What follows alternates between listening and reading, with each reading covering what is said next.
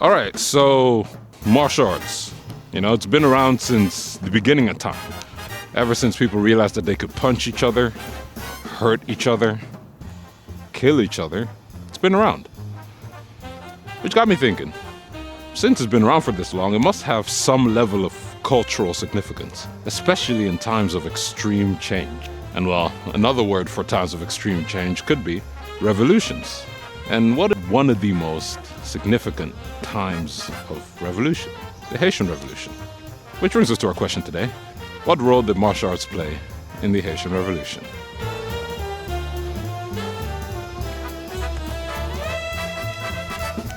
So, this video will have a couple parts. The first part being, your general introduction towards the Haitian Revolution, how it kind of worked out, what it kind of did.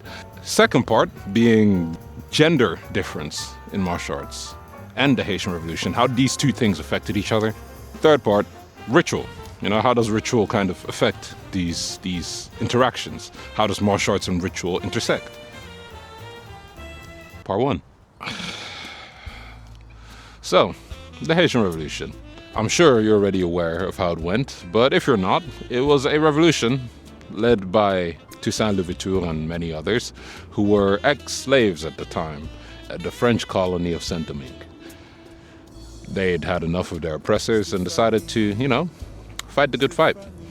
So the war lasted from 21st of August 1791 up until the 1st of January 1804.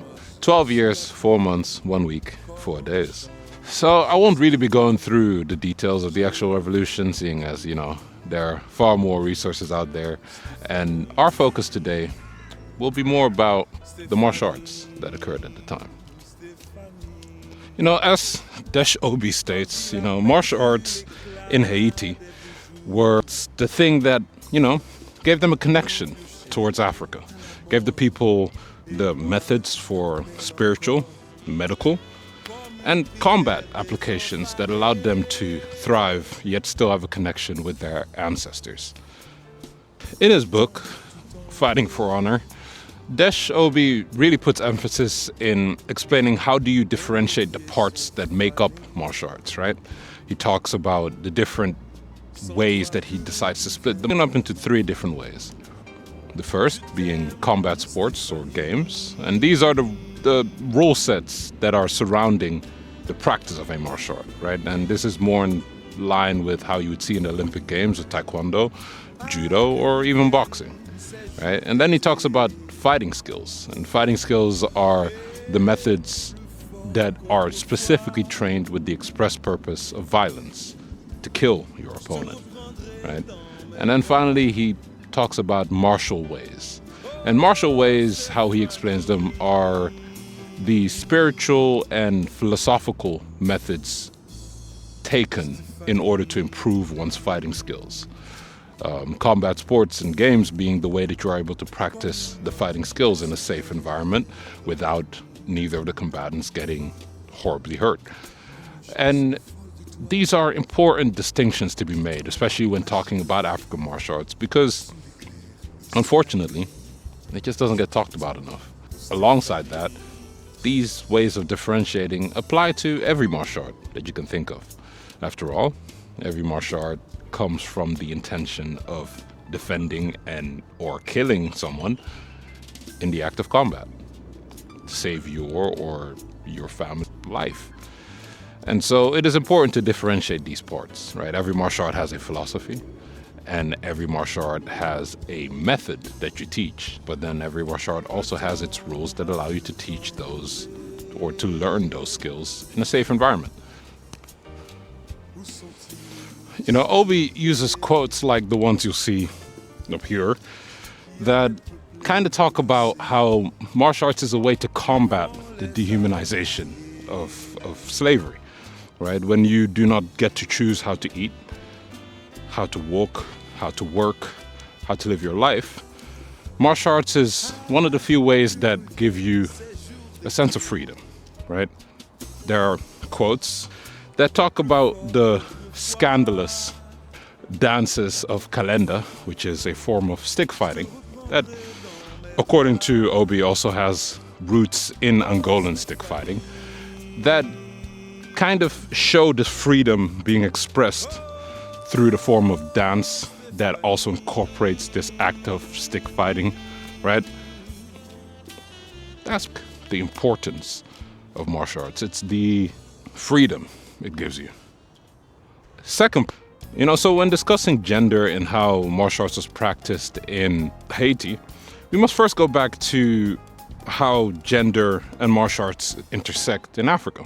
Saint-Hilaire talks about how martial arts and gender were actually not that separated.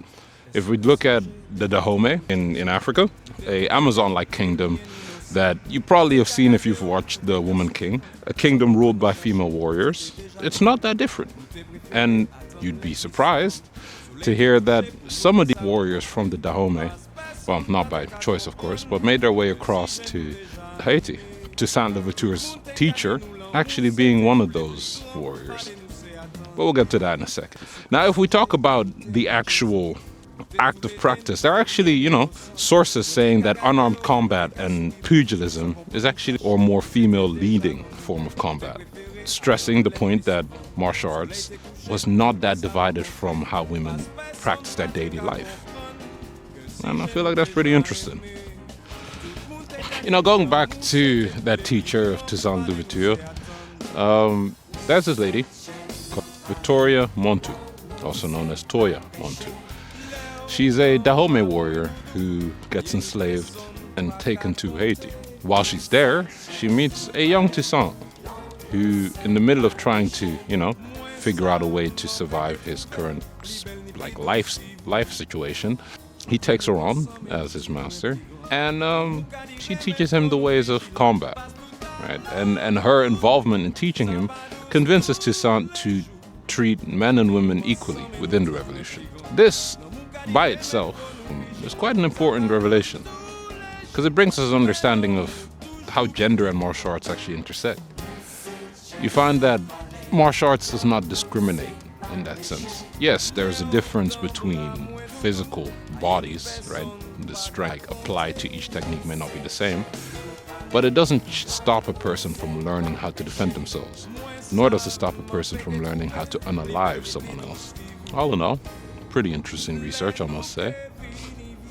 Third part, lastly, I do have to talk about the idea of ritual within martial arts and how that kind of affected the revolution. Haiti is known for its voodoo practices, and these are not unfounded. The Dahomey were known for being involved in voodoo practices, and we must remember that Haiti was a slave colony filled with people all over Africa. And so we find that many of these people had their own rituals, their own customs, and in order for the revolution to succeed, we could not have these customs clash. We had to have them intersect some way, somehow. And so what these customs allowed these fighters to do is to have a bit more faith when walking into battle, have a bit more belief in there being an afterlife. They're doing something for a good cause, and therefore that them killing someone else is not evil, but it is part of succeeding. As a result, the importance of ritual here is paramount. I feel like people often underestimate the importance of how ritual plays a part in how we practice our martial arts. Doesn't mean to say that you are going against your personal religion when you're taking part in learning or practicing a martial art, but it is more the ritual of entering a certain state of willingness to learn techniques, a certain state of willingness to perform these techniques, and a calm, centered mind to prepare yourself for the attack, whether it comes towards you or against someone else. So to conclude, martial arts played a pretty big role in the Haitian Revolution. I would argue that without it, the Haitian Revolution would have struggled. What we've mainly learned is martial arts is important in combating the dehumanizing aspect of slavery. Secondly, martial arts allows for equality. It gives you a space to equally treat those around you, whether they're a man or a woman, whether they decide to take part in the physical act of combat or be medically involved or be spiritually involved. And lastly, martial arts allows for ritual. it allows for one to mentally prepare themselves for the act of combat, for the act of fighting your oppressor. So yeah, that's kind of what martial arts has to do with the Haitian Revolution. Hope you liked it. You know, like and subscribe, all of that usual stuff. But yeah, I think I'm gonna make more of these. I like just talking about martial arts, and I feel like no one really talks about the historical value that martial arts has. But you know, aside from that, take care, be with your loved ones, stay safe, and peace.